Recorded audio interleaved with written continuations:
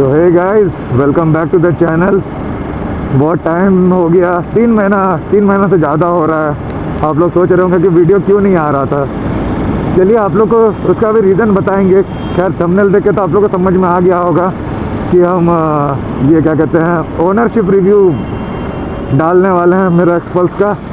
लेकिन उसके साथ साथ एक वार्निंग भी देना चाहेंगे आप लोग को, सतर्क रहने के लिए, ताकि जो लोग एक्सपल्स ओनर हैं, जो लोग हाल फिलहाल में ये प्रो लिए हैं या फिर बेस मॉडल भी एक्सपल्स का 204B का बात कर रहे हैं, तो आप लोग को बताते हैं आखिर ये 3 महीना तक हम गायब आखिर थे तो थे कहाँ, और मेरा बाइक का रिलेटेड वीडियो आ क्यों नहीं रहा था। तो सबसे पहला ये हम बताना चाहेंगे कि मेरा बाइक का जो शाफ्ट जो ख़राब हुआ था, टूट गया था। तो मैंने इसके साथ पिछले वाले वीडियो में शायद मैंने वो चीज़ बताया था कि शाफ्ट टूटा था। मैं शोरूम लेकर के गया था गाड़ी को, लेकिन होता है ना शाफ्ट चेंज कराने के लिए, लेकिन मजबूरन उन लोगों ने, होता है ना, शाफ्ट को ठीक से फिट नहीं किया मैकेनिक ने। तो मैं उसके अगले ही दिन लेकर के गया था कि मतलब ये बताने के लिए कि शाफ्ट चेंज होने के बाद, गियर शाफ्ट चेंज होने के बाद पहला और दूसरा गियर स्मूथ शिफ्ट नहीं ले रहा था। जैसे अभी अगर आप देखिएगा तो एकदम होता है ना, तुरंत स्मूथ शिफ्ट ले रहा है, वो चीज़ नहीं हो रहा था।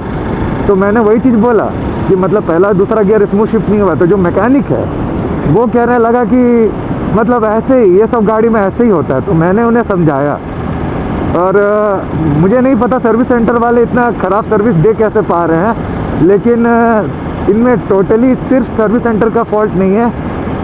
मैंने बहुत जगह पता किया, ये जो शाफ्ट टूटने वाला प्रॉब्लम है, गियर बॉक्स जो प्रॉब्लम कर रहा है एक्सपल्स का, ये मैन्युफैक्चरिंग डिफेक्ट है एक तरीके से। मतलब एक्सपल्स के कुछ बैचेस में ये हुआ है। बहुत सारे एक्सपल्स हैं मेरे फ्रेंड्स के पास, जो लोग के पास ऐसे सेम प्रॉब्लम नहीं है।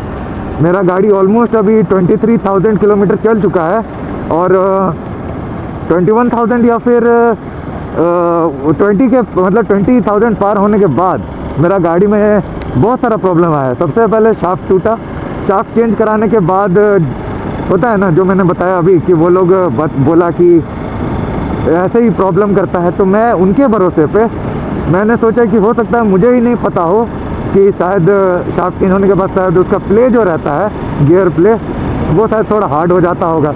ये सोच करके मैं तीसरे दिन, उसके अगले दिन मतलब हम वीडियो बनाने निकल गए, और रास्ते में ही फिर से मेरा शाफ्ट का दिक्कत दिया। तो अब की बार मैंने जब देखा तो शाफ्ट को दिक्कत नहीं हुआ था, वो जो हार्डनेस था उस वजह से मेरा मतलब होता है ना, इंजन का जो शाफ्ट रहता है, गियर शाफ्ट के साथ जो एक तो और शाफ्ट जुड़ा रहता है जिसमें बाद बाकी पिनियन से लगे रहते हैं, वो लाइन में सारे के सारे गियर के टूट गए, लगभग सारे। हाँ, 2 या 3 गो गियर लगातार में सब टूट गया, जिस वजह से मुझे एक अच्छा खासा खर्चा झेलना पड़ा। तो एक तरीके से कह सकते हो तुम लोग कि गियर बॉक्स ख़त्म हो गया। गियर बॉक्स ख़त्म हुआ, और इसके बाद फिर अगला जो दिक्कत आया वो आ गया, वो जो फोर्स पड़ा गियर बॉक्स के ऊपर, उसने इसका मतलब होता है ना, पिस्टन को डैमेज कर दिया, हेड को डैमेज कर दिया, सिलेंडर के जो अंदर का पोर्शन रहता है वो पूरा स्क्रैच हो गया एकदम, बहुत दिक्कत। तो फिर इस चीज़ से रिलेटेड भी मैंने सोचा कि मतलब अगर मैं क्लेम करवाता भी हूँ इसका पार्ट्स वगैरह शोरूम पे, तो फिर फिट तो वही लोग करके देंगे, ताकि वो लोग कह रहे थे कि हम ही लोग बदल लेंगे।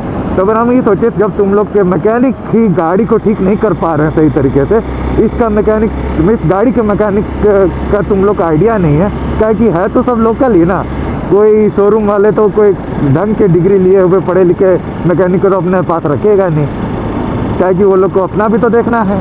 तो लोकल मैकेनिक उठा के रख दिए।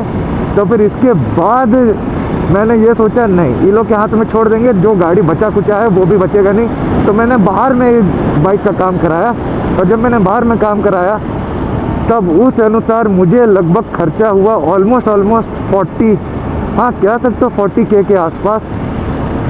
क्योंकि ऑब्वियस सब बात है, अगर मैं बाहर काम कराता हूँ क्लेम ना करवा के, तो फिर उसके लिए भी तो मुझे पैसे तो खुद से लगाने होंगे। अगर आपके साथ ऐसा होता है तो कोशिश करो कि मतलब आप जहाँ सर्विस सेंटर पे काम करा रहे हो वहाँ के मैकेनिक को आता हो एक्सपल्स का ये करने का, कि अब जाहिर सी बात है मेरा एक्सपल्स का सर्विस जैसे हमको मिला, इसका ये मतलब नहीं है कि तुम लोग के साथ भी सेम होगा। तो इतना घबराने की बात नहीं है ये सोच करके कि अरे भाई हम लोग के पास भी एक्सपल्स है क्या पता शाफ्ट का प्रॉब्लम हो सकता है तुम लोग काम में आए, हो सकता है तुम लोग काम में नहीं आए, लेकिन मैं ये कह सकता हूँ कि अगर मैकेनिक अच्छा है, कोई अच्छे मैकेनिक को खोजो जिसको पता है ना गाड़ियों के बारे में अच्छा खासा नॉलेज है, उसके पास लेके जाओ। वो तुम्हें इस चीज़ का उपाय बताएगा कि मतलब गाड़ी को कैसे कितना बढ़िया तरीके से ठीक करना है, नहीं करना है वाला सिस्टम। तो एक तरीके से जब टूटा था शाफ्ट, तो मैं जब लेके गया वापस कि देखिए ऐसा ऐसा हो गया, तो उनका डायरेक्ट ये कहना था, एक सेकेंड गाइस, थोड़ा सा अच्छा लोकेशन देखते हैं, आगे तरफ जाएंगे क्या सर? तो एक तरीके से तुम ये कह सकते हो, मैं अभी रांची में नहीं हूँ, मैं अपने होम टाउन दुमका में आया हुआ हूँ, तो फिर उस वजह से यहाँ पे इस गाड़ी का सेल नहीं है। आप लिटरली यकीन नहीं करोगे, एक्सपल्स का सेल एकदम नहीं है दुमका में, उस वजह से शोरूम में इसका पार्ट्स मिलना मुश्किल हो जा रहा है। उसी हिसाब से सोच लो, जिस गाड़ी का सेल नहीं है उस तरह का टाउन या सिटी में, तो फिर वहाँ पे पार्ट्स मिलना कितना दिक्कत हो सकता है। तो मजबूरन मैंने जब पास ऑर्डर देने का कोशिश किया, शोरूम में 2-3 बार टरका दिया गया कि आ जाएगा, लेकिन पार्ट्स ही नहीं आ रहा था। जहाँ से वो लोग मंगाते हैं वो लोग बोल रहे हैं कि वहाँ पे पार्ट्स अवेलेबल है ही नहीं।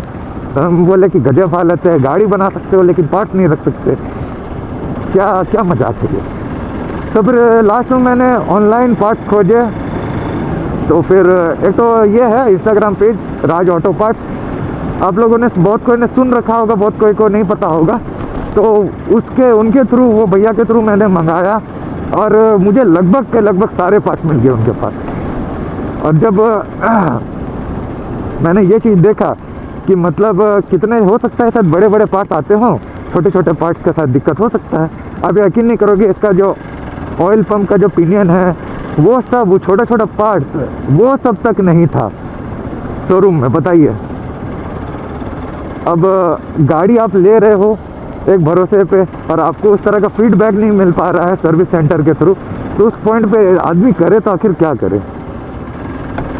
तो इतना तो मैंने सीख लिया अपने एक्सपीरियंस से कि कोई सा भी गाड़ी हो, एक अच्छे मैकेनिक के पास लेके जाओ जिसको आइडिया हो, चाहे वो सर्विस सेंटर पे हो या फिर वो हो आफ्टर, मतलब होता है ना बाहर मार्केट वाला या कोई भी।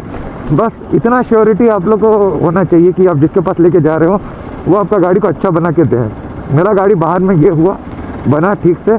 मैंने तो होप ही छोड़ दिया कि सर्विस सेंटर वालों से किसी तरह का मतलब उम्मीद रख पाना एक फालतू बात होगी। हाँ, इसलिए मैं 3 महीने से गायब था गाइस, मैं गाड़ी पे ही काम करवा रहा था। मुझे एक तरीके से किसी तरह का कोई मदद नहीं मिल रहा था, हम पूरा फ्रस्ट्रेट हो गए थे। तो अभी तो एक बहुत टफ चॉइस के ऊपर मुझे आना पड़ा है कि मतलब होता है ना, अब ये जो बाइक है एक्सपल्स, ये एक सेकेंडरी बाइक रहेगा। अगर आप लोगों ने ब्लॉग के स्टार्टिंग में तो मैंने नहीं दिखाया, लेकिन मैंने इस पर वापस से स्टॉक टायर डाल दिए हैं, जस्ट कि मतलब होता है ना ये कर सके रोड यूसेज के लिए, बस रोड यूसेज के लिए। जब तक गाड़ी का इंजन वापस उसके फुल पोटेंशियल पे नहीं आता तब तक इसको होता है ना फुल पोटेंशियल पे हम लोग ठेलेंगे नहीं। अब जाना किधर है, किस साइड जाया जाए, किस साइड जाया जाए? हमको तो लगा था इधर फील्ड होगा। उधर तो जाएंगे तो उधर घर सब है, इधर का हमको आइडिया है नहीं। इधर तो हमको लग रहा है डेड एंड हो जाएगा, डेड एंड तो लग रहा है। इधर ही चल के देखते हैं। हाँ, तो सोचा इतना टाइम से, जैसे मेरा गाड़ी ठीक हुआ, मेरा गाड़ी हमको 25 दिसंबर क्रिसमस के दिन मिल गया था। तो अब मैं होता है ना थोड़ा सा घबराया हुआ था कि मुझे इस गाड़ी के साथ रिस्क लेना चाहिए कि नहीं लेना चाहिए। तो एट लास्ट मैंने ये सोचा, अरे भाड़ में जाए, अब लिए हैं गाड़ी तो इसका ये मतलब नहीं है ना कि इसको शोपीस जैसे पीछे तरफ में रख देंगे या गराज में पड़ा रहेगा सड़ते रहेगा, नहीं, लिए हैं चलाएंगे, इसको बनवाए हैं, इतना खर्चा किए हैं। तो अब वीडियो धीरे धीरे ही आएगा जब तक इंजन पूरा फुल पोटेंशियल पे नहीं आता, क्योंकि मैं स्ट्रीट राइडिंग भी उस हिसाब से कर नहीं सकता जब तक ये गाड़ी का पूरा पोटेंशियल खिंचाता नहीं। और इसके बाद जैसे ही ये काम हो जाएगा तैसे ही हम लोग वापस से पीओबी वाला सिस्टम पे कैरी ऑन करने लग जाएंगे वापस से। तो हम लोग थोड़ा कोहरे कोहरे में मॉर्निंग राइड आ चुके हैं। देखो गाइस, स्टॉक टायर वापस से मैंने डाल दिया है। तो चलिए तब बताते हैं क्या क्या ये गाड़ी मतलब झलवाया, भयंकर टाइप से झलवाया, बहुत तंग किया है ये गाड़ी हमको। तो गाइस ये रहा मेरा एक्सपल्स जो 3 महीना तक गायब था, हम भी गायब थे।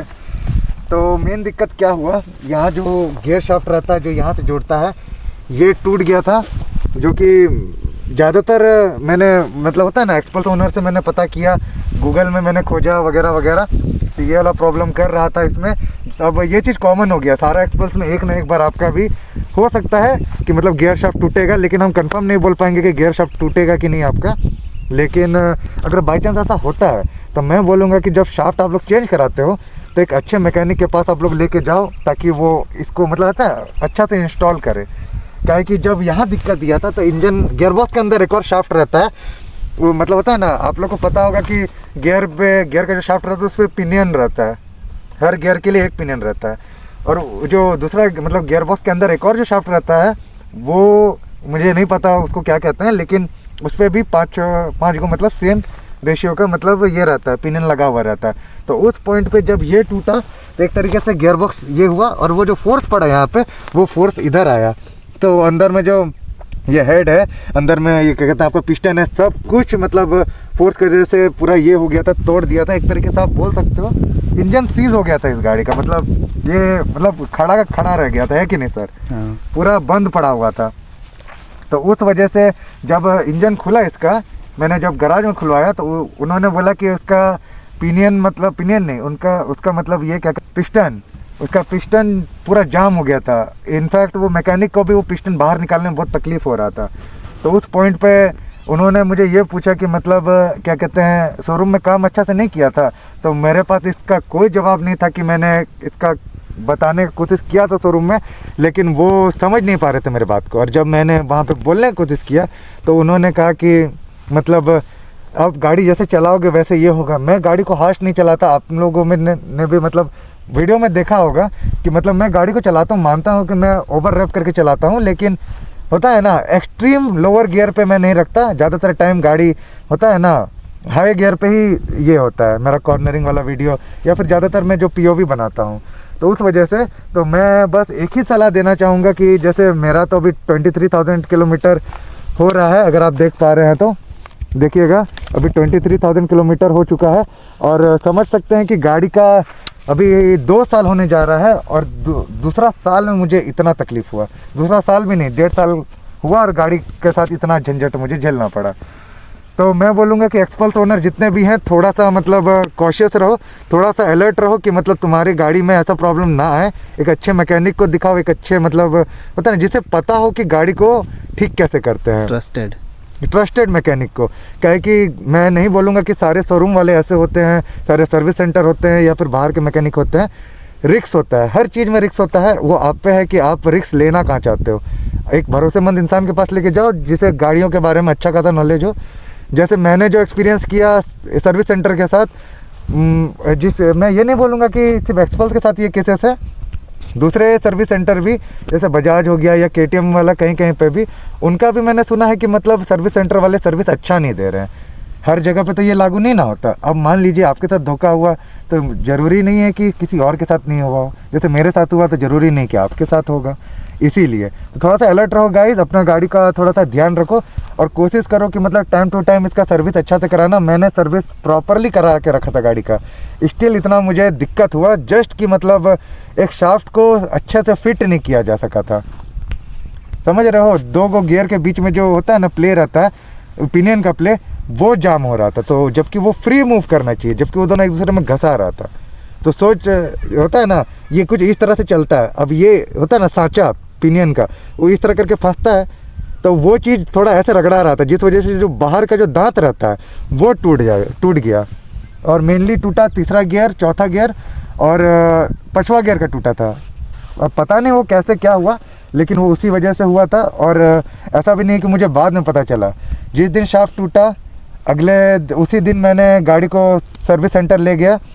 अगले दिन मुझे बताया गया शाफ्ट चेंज होने के बाद कि आपका गाड़ी हो चुका है। तो मुझे गियर में दिक्कत हुआ, उस दूसरे दिन को मैंने सर्विस सेंटर वापस विज़िट किया। मैंने बताया कि स्मूथ शिफ्टिंग नहीं हो रहा है पहला दूसरा में। शोरूम वाला मैकेनिक जो था वो हमको ये कर दिया, इंश्योर करा दिया कि ये सब ऐसे होता है। अच्छा गाइस आप ही बताओ, गियर ऐसे स्मूथ ऊपर नीचे जाता है, ठीक। जब मैं गियर को ऐसे खींच रहा था तो पूरा एकदम हार्ड ऊपर जा रहा था। अब तुम बताओ ये चीज़ क्या नॉर्मल होता है गियर बॉक्स में? ऐसा कभी नहीं होता। आप लोग भी बाइक चलाते हो, मैं भी चलाता हूँ, सबको चलाते हैं, सबको को पता है गियर बॉक्स जितना स्मूथ रहता है उतना अच्छा लगता है। तो प्रॉब्लम वही हुआ कि मतलब मैं सर्विस सेंटर एक भरोसे पे गया था, लेकिन मेरे भरोसे पे लंका लग गया एकदम से। मैं बहुत, देखिए गाइस, घर वाले भी वीडियो देखते हैं लेकिन मैं उस तरह के शब्दों का प्रयोग नहीं कर सकता, लेकिन मैं बोलना बहुत कुछ चाहता हूँ। हमारे उम्मीदों पर पानी फेर दिया गया। बस वही चीज़। तो अब जो है सो है। और हाँ गाइस, एक और चीज़ फॉर अपडेट, XB बॉय का जो ये लोगो है, मैंने अपना चैनल का नाम बदल दिया है। अब इसका मैंने अपना चैनल का नाम रखा है चेजर POV। आप लोग के स्क्रीन पे आ रहा होगा और आप लोग देख भी पा रहे होंगे। बंदा वही है, गाड़ी वही है। हो सकता है बीच बीच में दूसरी गाड़ियों के भी POV आए, ब्लॉग आए, लेकिन अब ये कॉमन रहेगा। मैंने ये रखा था एक्सपल्स के बेसिस पे, लेकिन मैं थक चुका हूँ इसके रिपेयर्स को लेकर के। मैं थका, मैंने अपने दोस्तों को भी, खास करके कैमरामैन संदीप, उसको भी मतलब मैंने तंग कर दिया। ज़्यादातर टाइम यही बंदा हेल्प कर रहा था। ये क्या कहते हैं, जब ये स्प्रॉकेट लॉक ख़राब हुआ तब मैंने इस बंदे को बुलाया, गाड़ी बंद पड़ा तब इस बंदे को बुलाया। तो फिर समझ सकते हो कि एक तरीके से दोनों जन कितना तकलीफ़ में गुजारे हैं इस गाड़ी के साथ। तो ऐसा नहीं है कि अब ये गाड़ी को मैं सेल आउट कर दूंगा, नहीं, ये गाड़ी रहेगा।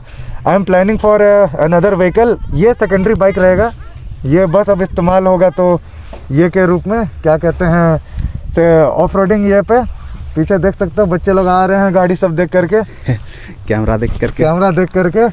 तो अब अगला गाड़ी कौन सा रहेगा, मैं प्लान आउट कर रहा हूँ डिप 390 का, या फिर उसके अल्टरनेटिव अगर कुछ ये रहेगा जो मेनली स्ट्रीट यूसेज पे इस्तेमाल हो सके।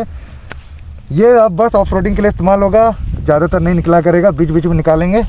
तो that's it for today's review overview, जो मैंने इस गाड़ी के साथ 2 साल में मैंने झेला। क्या बाबू लोग, गाड़ी कैसा लग रहा है? बढ़िया लग रहा है ना? ओ, कहाँ टहल रहे हो तुम लोग? क्या बोल रहे हो? ऐसे ही गुड बॉय। अरे अपने सीता करा नुआ था कितने चे कलवा। अरे कलवा हाँ यहाँ गाड़ी करना रे नीता तो पांग, नीता तो इटाका वीडियो फोन शूट था और लगेगी। तो ठीक है गाइस, थैंक्स फॉर वाचिंग। मिलते हैं आप लोग को अगले वीडियो पे। ये लोग को दिखा दीजिए, बाय बाय करो, बाय बाय। Bye bye.